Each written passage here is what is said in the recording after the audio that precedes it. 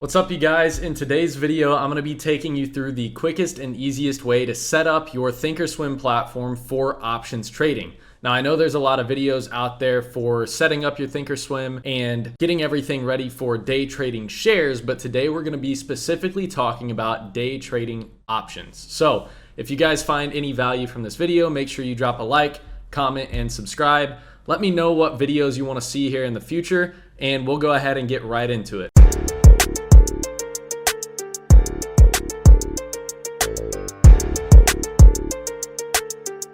All right, so the first thing we're gonna do here is go ahead and reset everything to the default. So the first thing that you're gonna be seeing when you open the ThinkorSwim platform is actually going to be this home screen right here. And this home screen right here is just showing you some basic information like when the market opens, showing you some news, whatever you wanna put here, you can put here. I personally never look at the home screen, but this is going to be the first thing that you see when you open ThinkorSwim for the first time. And up top here, we're just going to go through these tabs real quick and just talk about what each one of these is. So the monitor tab, this is where you're going to be able to open it and see all of your open positions, all of your closed positions.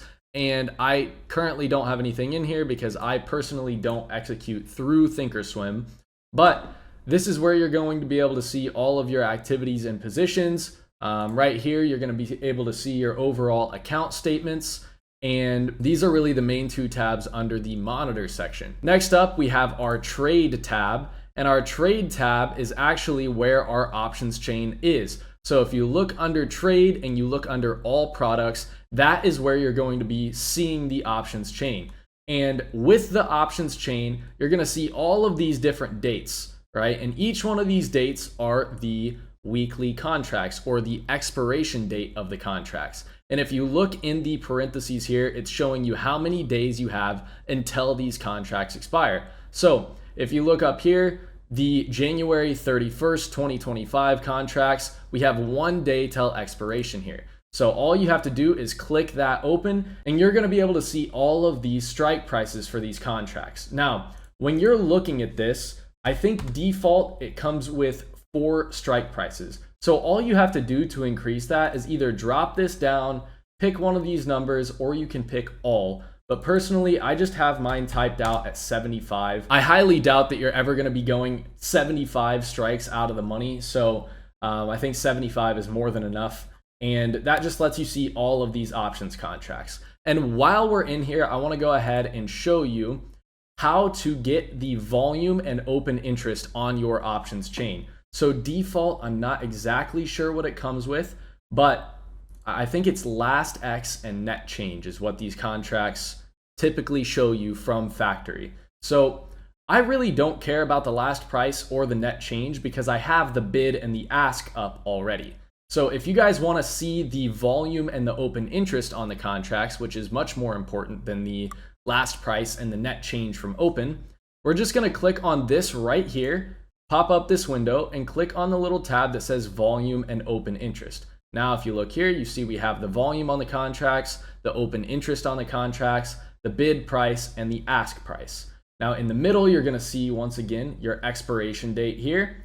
Right here, you're going to see your strike price. And over here, you're going to see the same exact thing that you saw on the other side. You've got your bid, you've got your ask, volume, open interest. And I just want you guys to keep in mind, whenever you're looking at an options chain, the calls are going to be on the left and the puts are going to be on the right. Now, if you guys are completely new to options trading and completely new to TOS, all of these strike prices that are colored purple are the in the money contracts. So on the calls right here, you can see all these are in the money. On the puts right here, you can see all of these are in the money. So all of the purple is in the money, all of the black is out of the money. So now that we have our options chain set up itself, we'll go ahead and move on to the next tab here, which is the Analyze tab. Personally, I don't really use this for anything, so we are going to go ahead and move on to Scan. So on the Scan tab under Stock Hacker, this is going to be showing you where you can set up specific scanners for certain stocks. So if you guys don't have a set watch list that you stick to on a daily basis, this is where you can put together a list of parameters and say, okay, I want a stock that's between this price and this price with this much average volume, this much percent change on the day, and then you click scan. It's going to pop up with all of the stocks that are going to fit your criteria, and that is what the scanner is for. Next up, we've got Market Watch here. The only thing I really use this tab for is the alerts section. So if I set an alert, I hear it go off, but I didn't see what it was. All I've got to do is go to Market Watch here, check alerts, and it's going to show me the last alerts that went off. Our main section here that we're going to be focused on today, the charts tab. So under charts, you have a few different tabs. You have your charts tab, which for time's sake, I'm just going to call this the big chart. You have your flexible grid, which I'm going to call the execution chart. And then over here you have Bookmap if you guys are into using Bookmap, but personally I do not. Once again, this is what the chart is going to look like from default. We're just going to go ahead and go through some of these buttons and show you what each of them does. So your main buttons you want to keep in mind are up here in this blue bar. So if you look right here where it says 4H, this is your time frame setup. So you're going to be able to pick whatever time frame you want to look at. And when I'm charting out my plays, I typically start from the 180-day 4-hour chart, which means each one of these candles is representing 4 hours worth of price action. And then right here, obviously you can cycle through and go up or down in time frames.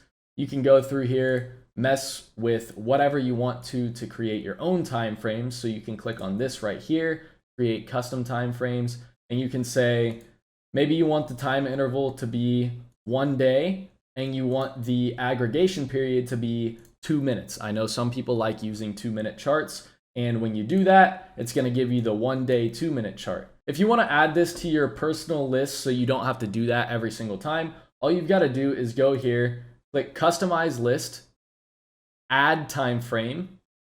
You can type on intraday, daily, custom, whatever you want it to be, and you can do the time interval as 1 day, aggregation period 2 minutes, click apply, click OK, and then it's going to be added to your list of default timeframes here. Now, moving back to the chart here, we're going to go over a few more things before we get into actually building your execution screen. So in order to customize your chart, you can go right up here to your settings tab, click chart settings, and you have a bunch of different options you can choose from on how you want your chart to look. So just for example, we can click right here and click apply, and that's going to overlap our volume bars onto the chart itself if you don't like having this separate little section down here for the volume.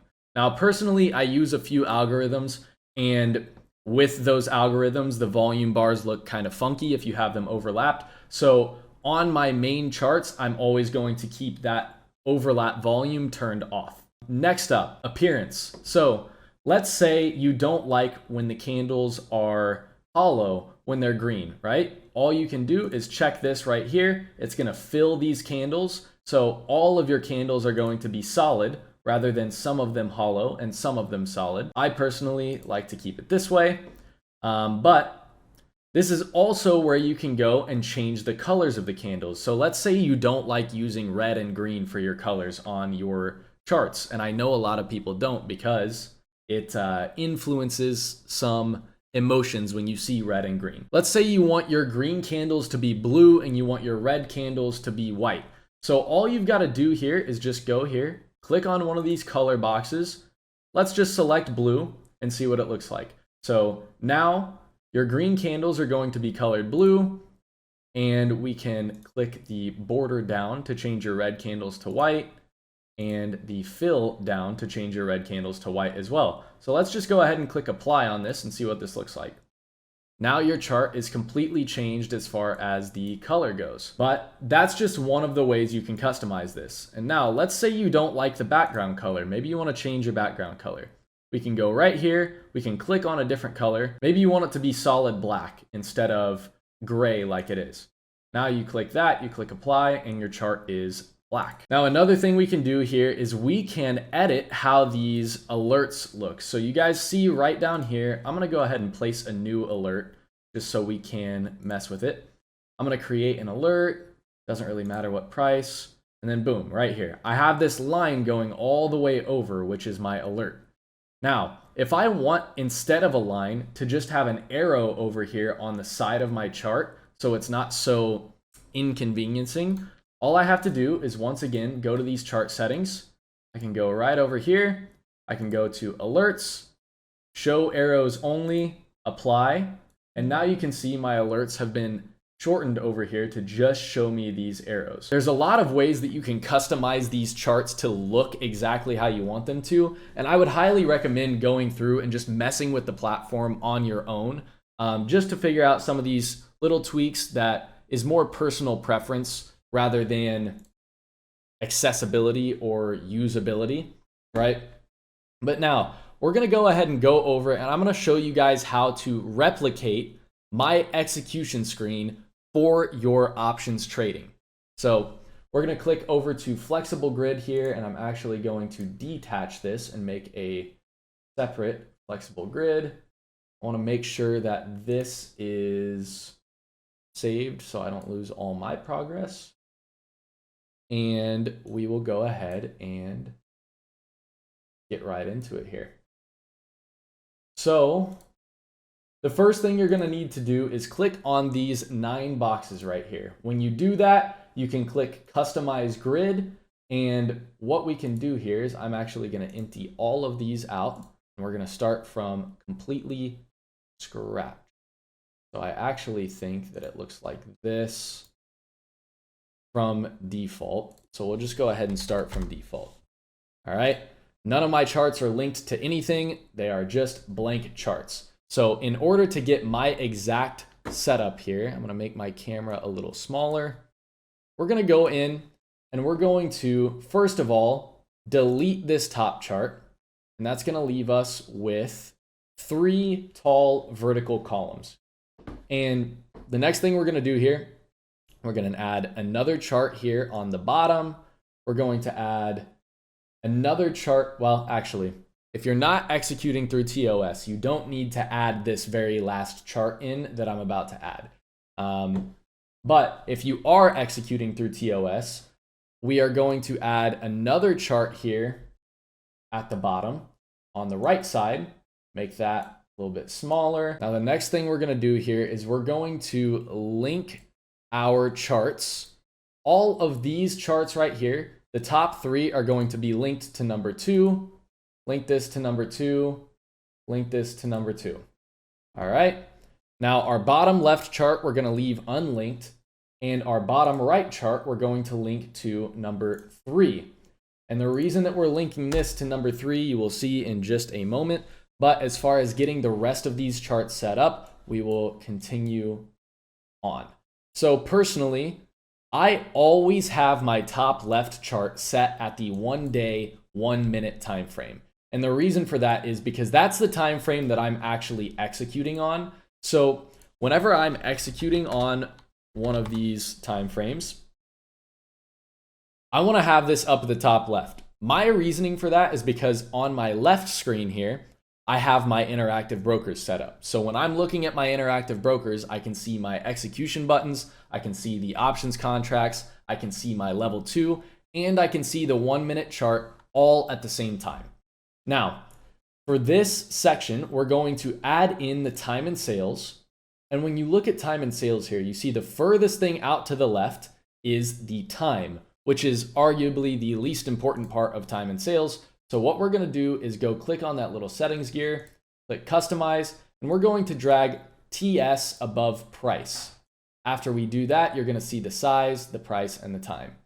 And we're going to drag the price over here all the way to the left because that is the main thing that I want to be seeing. We're going to make the size a little bit skinnier, and we're going to make the entire time and sales a little bit skinnier. Just resize these so you can see the price and the size equally. Now, next up, our middle chart. I always cycle between the 5 day 5 minute and the 5 day 15 minute on this middle chart. So you can set it to whichever one you want to for now.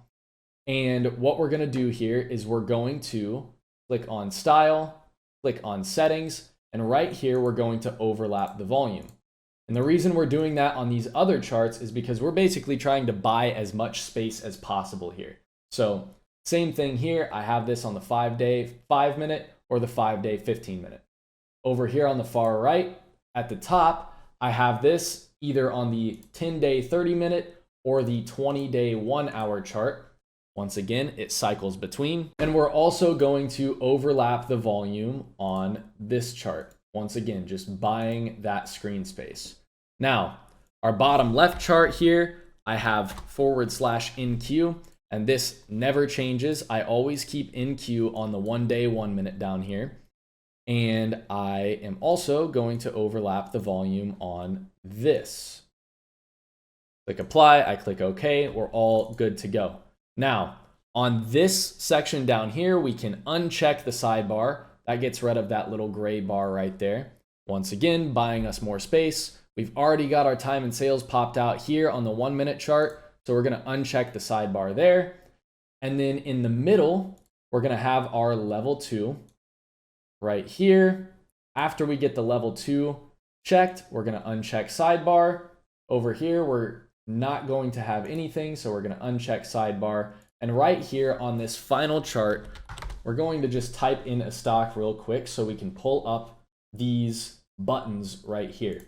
And these right here, once you click that, these are going to be your execution buttons. And you'll see how we use those in just a minute. Now, once you click these buttons, you're gonna have the chart and the buttons together. So we're gonna uncheck the chart. And this whole section down here is going to be just for your execution buttons.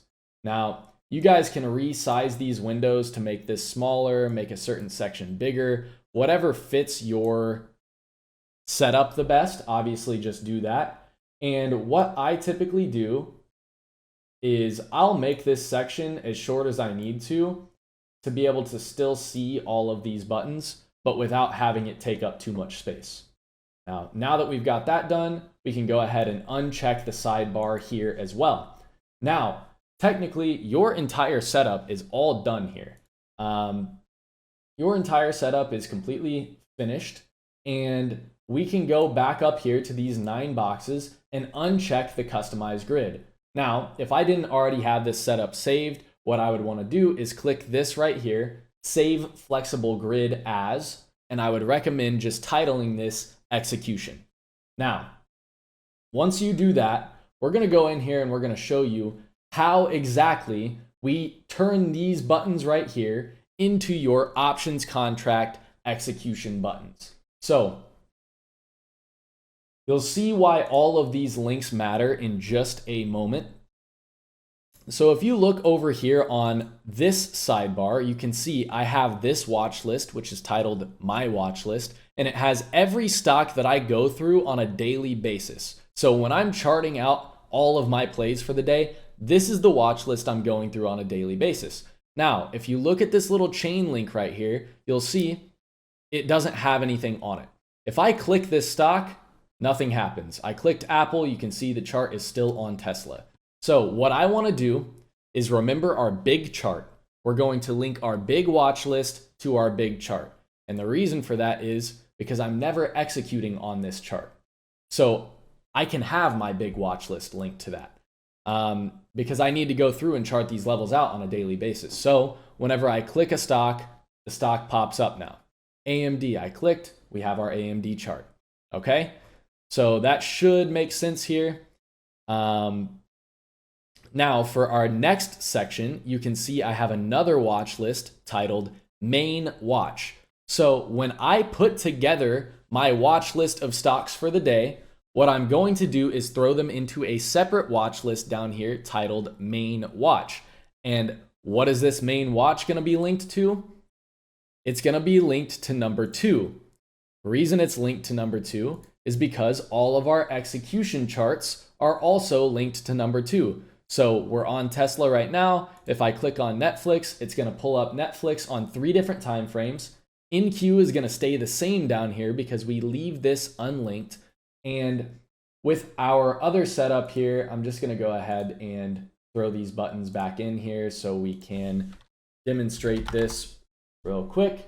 We're going to throw these buttons in, take the chart away, make it smaller. Now, we're going to add in a third watch list here. And the way that you do that is you go down here to the bottom left, you click Add Gadget, you click Watch List, and then if you click this little settings gear right here, you can rearrange these watch lists.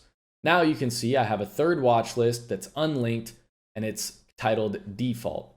Now what we're gonna do is we're gonna create a new watch list and we're going to title this Options. All right, now that I've done that, we have our Options watch list saved on this side. We're gonna link this to number 3. And what we're gonna do is we're going to go over to our Trade tab. Let's pretend we're looking at Google to the upside here. So we're gonna go over to Google. And by the way, you guys can link your options chain to whichever one of these you want. Since I don't personally execute through TOS, I have my options chain linked to my big watch list. But if I executed through TOS, I would probably link it to my main watch list. So you can choose whatever you want to link that to. But anyways, we're going to pretend like we're looking at Google to the upside here. What we're going to do is we're going to go to the, let's just say the 200 calls. If you right click on these options, it's going to pull out a pop-up window. You can go down here to where it says add.google whatever to watch list. And what I'm going to do is I'm going to go down, I'm going to click on options. And if you look right here, you can see we have that options contract loaded into this watch list. So now what we're going to do, you see we have Tesla typed into our execution buttons. We're going to link it to number 3, which is our options watch list. And just watch right here whenever I click this.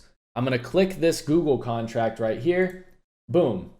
Google 100 weeklies, 31st of January, 2025, 200 call. All right. So now that we've got those in here, what we can do is we can just click auto send and you can type in your quantity of contracts. So I'll type in 100 contracts, which is not going to fill. And it's also after market hours. So I have auto send checked. And now all I have to do to execute this trade is click buy market. Now, you're going to see the order was rejected. All you have to do to enter your trade when you have this auto send button checked is click buy market. Boom. It's happening every single time. Now, once you're in that trade, you click sell market. All right, there goes your sell orders. And you can see it on the chart. You can see the buy, you can see the sell. Obviously, you're seeing all these rejected orders here.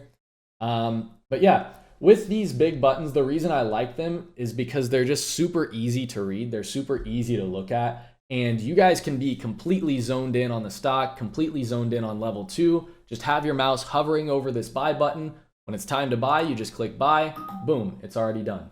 Now let's go ahead and uncheck auto send and see what would happen if we click buy market now.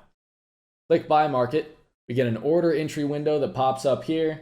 Guess what? Now you got to go through here. You got to make sure it's market order. You got to make sure it's the right time and place. Then you click confirm and send, and then it goes. Versus, make sure your auto send is checked. Click buy market. The order goes straight through. So that's super cool.